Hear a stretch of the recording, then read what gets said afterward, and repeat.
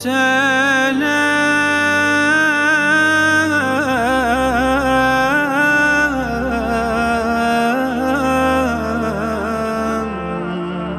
يا مهدي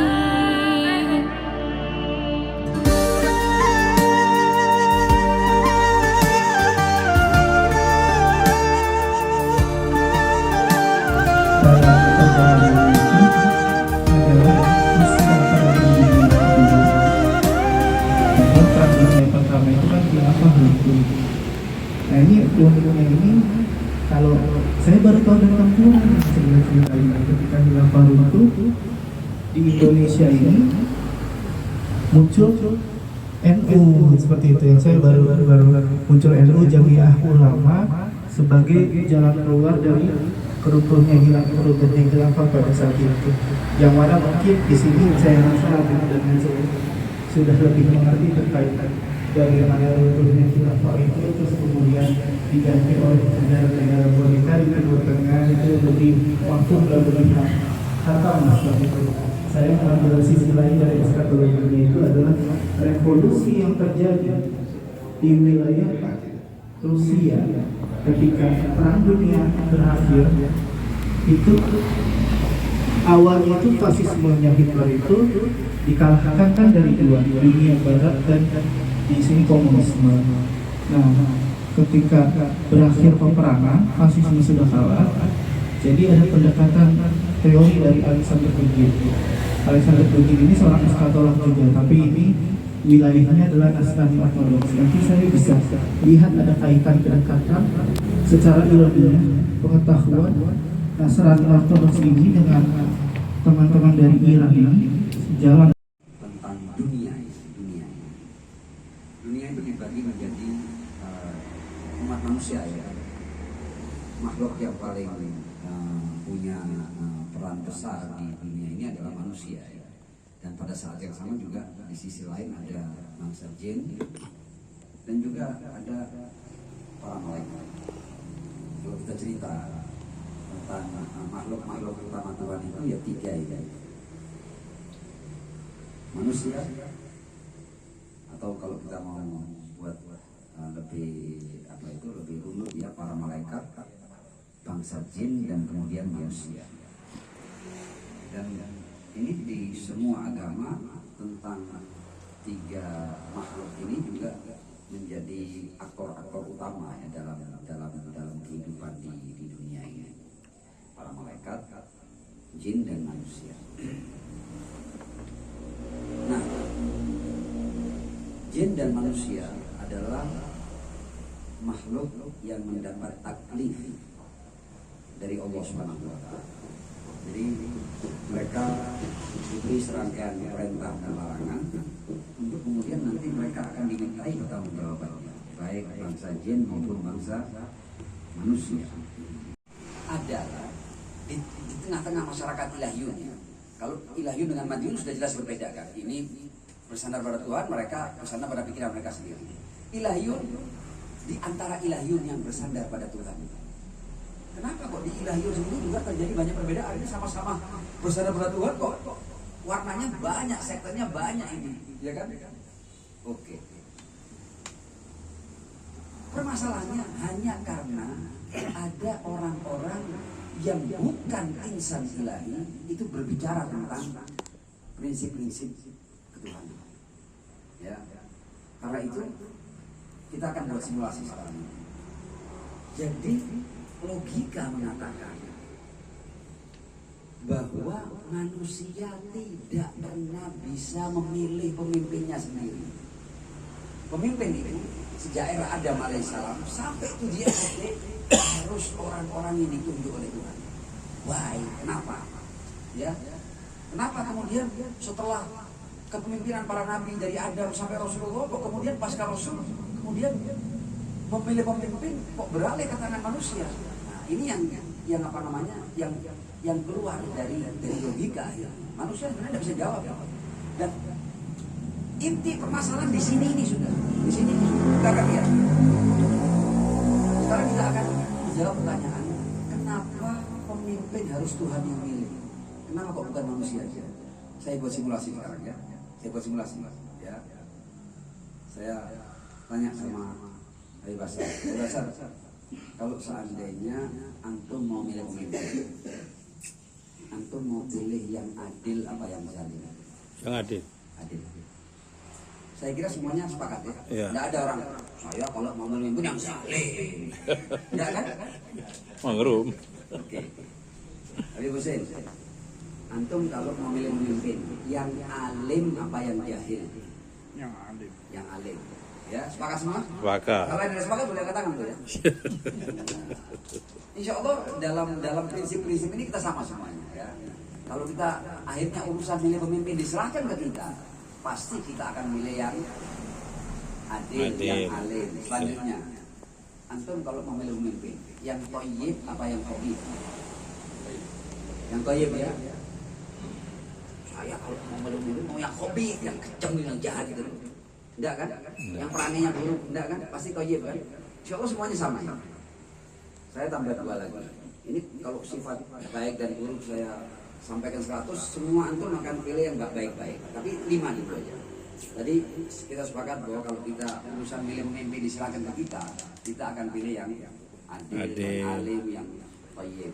Selanjutnya, antum kalau mau milih pemimpin, antum sekarang yang hakim, yang bijaksana atau yang mustabid, yang diktator, yang senang-senang? Bijaksana, ya. Saya kira ini nilai yang tidak ada 2 kepala yang berbeda pendapat. Oke? Sekarang sifat yang kelima. Ini kalau mau kita tambah sampai 50 sifat bisa, tapi 5 dong. 5 ini yang baik-baik, insya Allah semuanya sama-sama. Antum kalau mau memimpin, yang sodik apa yang kaya, yang jujur apa yang tukang dusta? Ya, berarti kalau kemudian urusan pemimpin ini diambil alih oleh umat manusia, maka umat manusia semua mereka yang masih ininya sehat ya, insya Allah ya, pasti akan milih. Kalau kamu mau milih ya pasti yang adil, yang alim, yang thayyib, yang hakim dan yang shadiq. Oke? Pertanyaan sekarang, kita tahu nggak batinnya orang-orang? Kan kita mau milih orang, kita bisa menembus batin. Tidak bisa. Pertanyaannya, nggak usah menembus batin orang lain. Ayo Hasan punya istri ya, Ya. bisa baca hati istri. Oke. Bisa baca hati istri. Tidak bisa. Tidak bisa. Wahata antum juga tidak bisa baca istri. Iya. Ya. Istri antum juga tidak bisa baca. Tidak bisa ya. Sama. Ya. Nggak usah istri sekarang, anak sudah, anak kandung antum. Antum bisa baca batin. Tidak bisa. Antum tidak bisa, anak antum juga tidak bisa baca. Iya. Oke? Iya. Sekarang, ketika kita tidak bisa membaca orang lahir dan batin, hanya dohirnya toh, mungkin tidak seseorang yang kita anggap alim ternyata jahil, yang kita anggap thayyib ternyata khabith, yang kita anggap shadiq ternyata kalbi, yang kita anggap adil ternyata zalim. Mungkin tidak terjadi kekeliruan itu? Ya, mungkin kan? Nah, Ya. pertanyaan lain, mungkin tidak kita menyerahkan sebuah pekerjaan kepada seseorang yang dia tidak mampu melakukannya?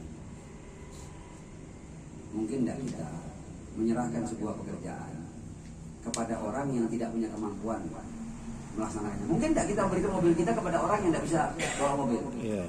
Tidak kan? Tidak mungkin. Nggak mungkin ya. Karena logika banget ya. Oke. Nah sekarang masa iya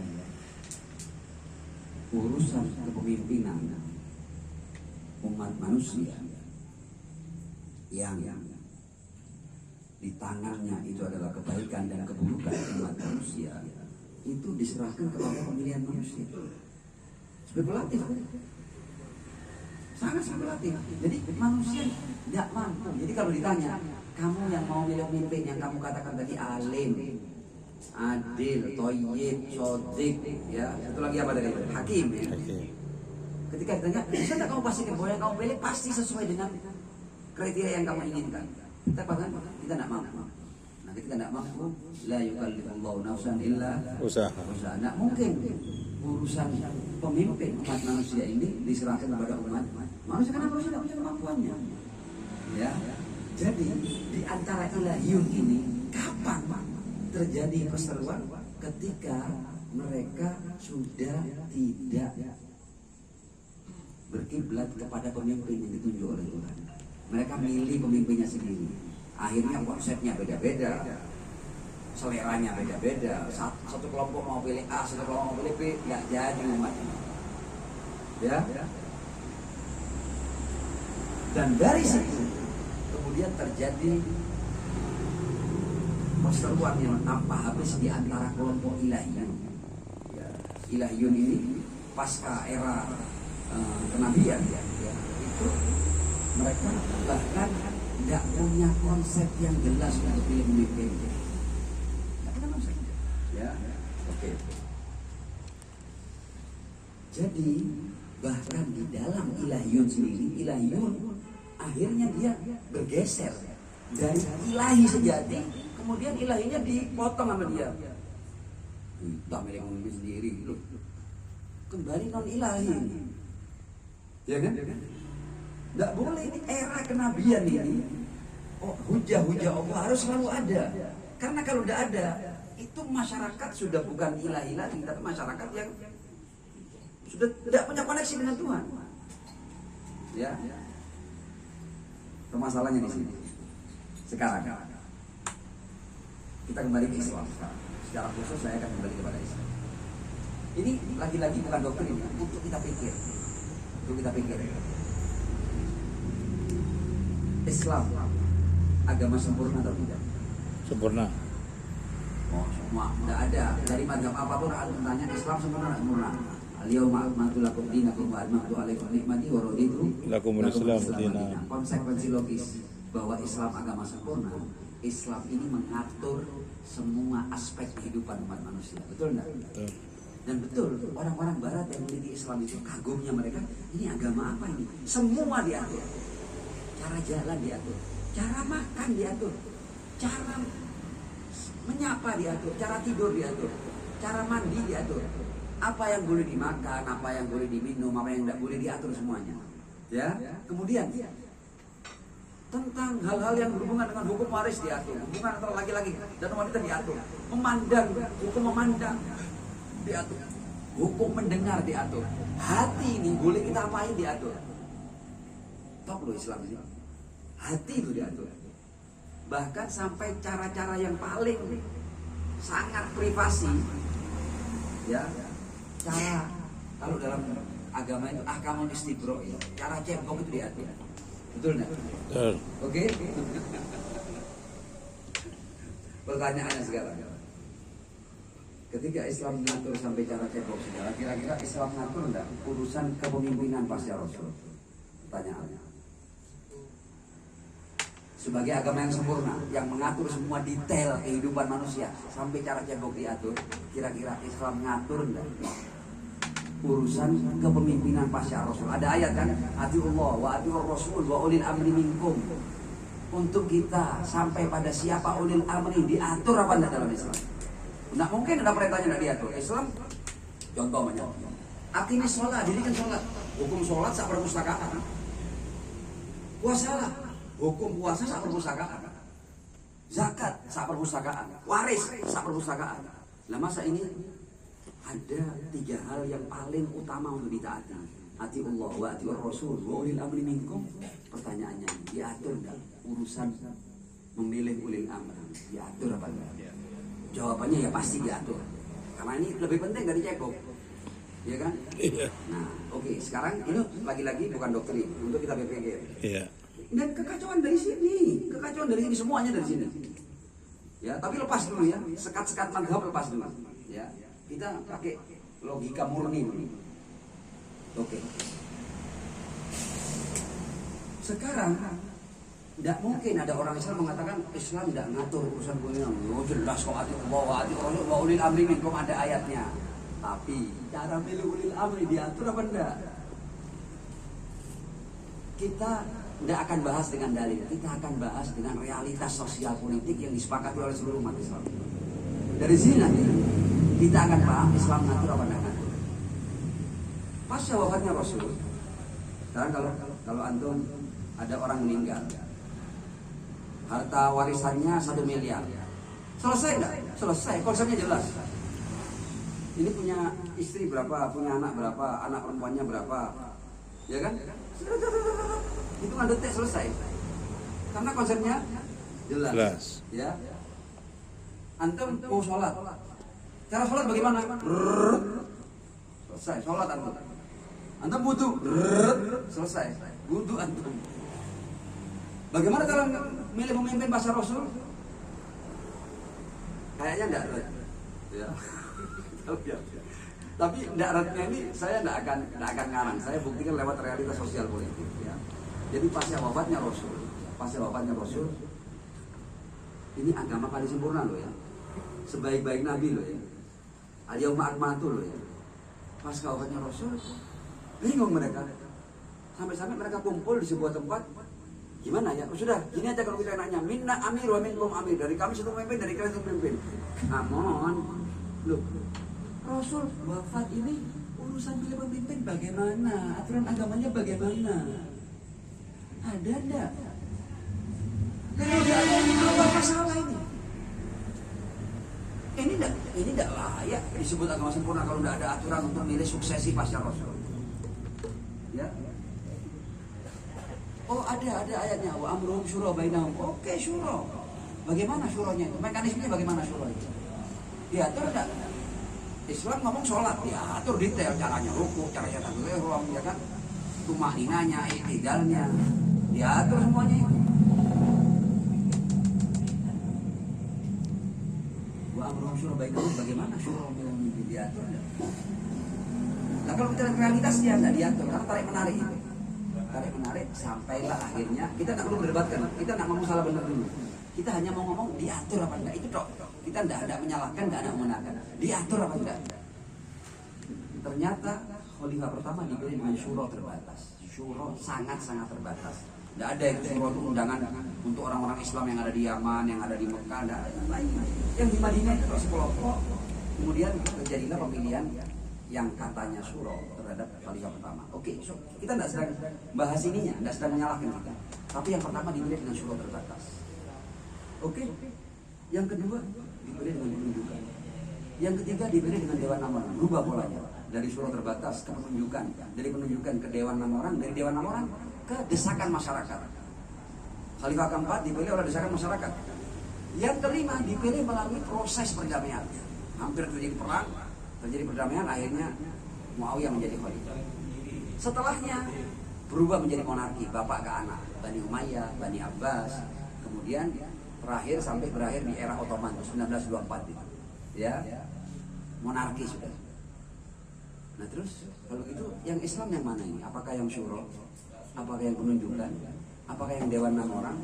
Apakah yang desakan masyarakat? Apakah yang proses perdamaian? Apakah yang monarki? Come on, yang mana ini? Kalau kita hanya melihat realitas ini sebagai kebenaran, ya ini yang benar. Berarti Islam tidak ngatur urusan kepemimpinan pasca Rasul, nggak ngatur itu. Lalai.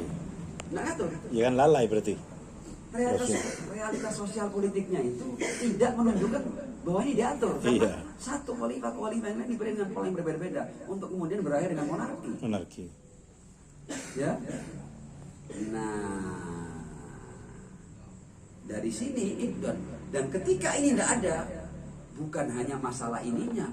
Ketika ini tidak ada, ini bersinggungan dengan ayat Al-Yauma Akmaltu, berarti tidak sempurna Islam. Ngatur cebok, nggak ngatur urusan pemimpin. Padahal dari sinilah, berbagai macam permasalahan terjadi, perang-perang terjadi. Ya. Tidak punya pemimpin. Dan sekarang ini sudah 100 tahun ya, sejak runtuhnya Ottoman 1924 sampai sekarang ini 100 tahun lebih ini umat Islam tidak punya pemimpin, hampir 2 miliar misalnya, tidak punya pemimpin dan tidak punya konsep untuk milih pemimpin.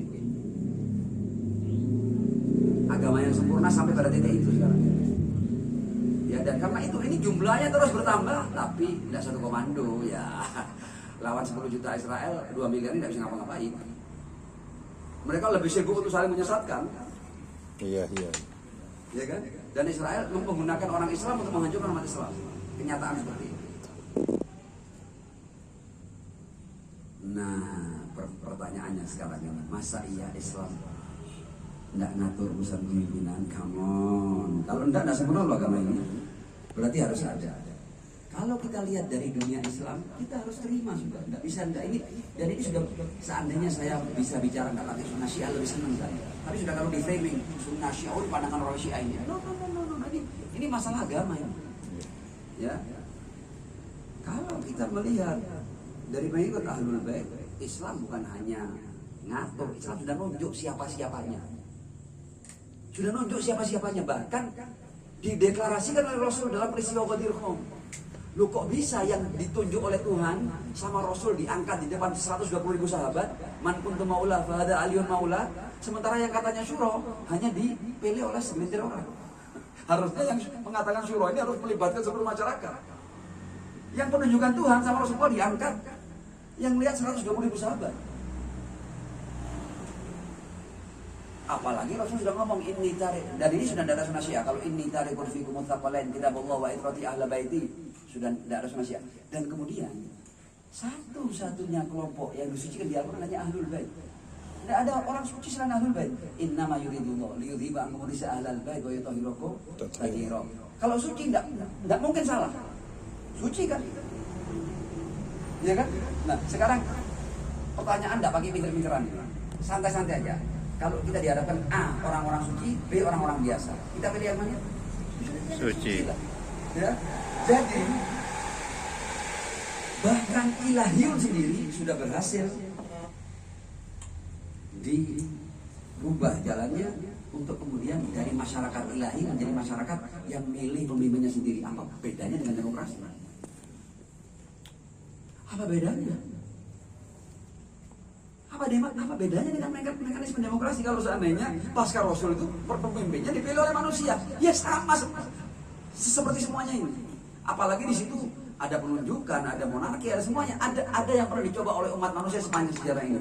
Dan menangisnya kita kembali kepada monarki, kembali kepada sistem yang selama ini menjajah umat manusia. Dari mulai kerajaan di Roma sana dan di Inggris sana. Monarki, come on. Islam berubah jadi monarki. Oh ini kartu merah ini. Ya. Nah, jadi permasalahannya sekarang ini, kenapa umat Islam seperti ini? Karena umat Islam sudah tidak mengenal siapa ulil amrinya. Nah, ini yang perlu bukan menjadi bahan perdebatan, menjadi bahan debat. Ya. Saya kira itu.